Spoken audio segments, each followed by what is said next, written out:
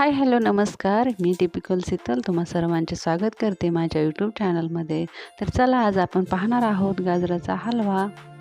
एकदम सोप्या आणि साध्या पद्धतीने बनवणार आहोत। तर चला रेसिपीला सुरुवात करूयात। इथे मी घेतलेले आहेत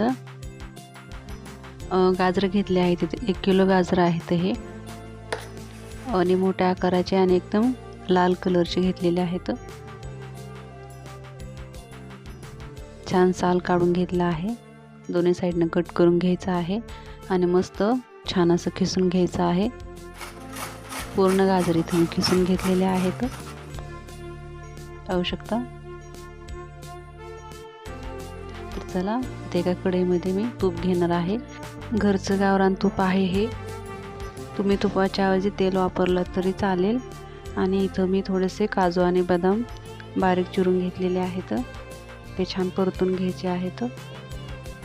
अर्धे काजू बदाम मी काढून घेतलेले आहेत। आणि चला आता त्या तुपामध्ये आपल्याला किसून घेतलेलं गाजर टाकायचं आहे आणि छान हे गाजर 10 मिनिटे परतून घ्यायचं आहे। आणि पाहू शकता 10 मिनिटानंतर आणखी मी झाकून ठेवलेलं आहे। अधूनमधून फिरवून घ्यायचं आहे, कारण बोर्डाला चिटकू शकते नाही का, त्यासाठी। इथं मी 1 किलो गाजरासाठी पूर्ण अर्धा लिटर दूध घेतलेलं आहे।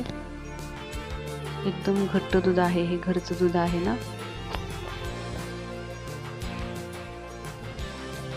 दूध टाकून आणखी थोडंसं झाकून ठेवायचं आहे। पूर्ण दूध आपल्याला आटवून घ्यायचं आहे, म्हणजे गाजराचा किस छान मऊ शिजतो आणि एकदम टेस्टी असा हलवा लागतो। इथे मी कुठलाही खवा किंवा मिल्क पावडर काहीही वापरलेलं नाही। एकदम साध्या व सोप्या पद्धतीने बनवत आहे, खूप टेस्टी लागतो।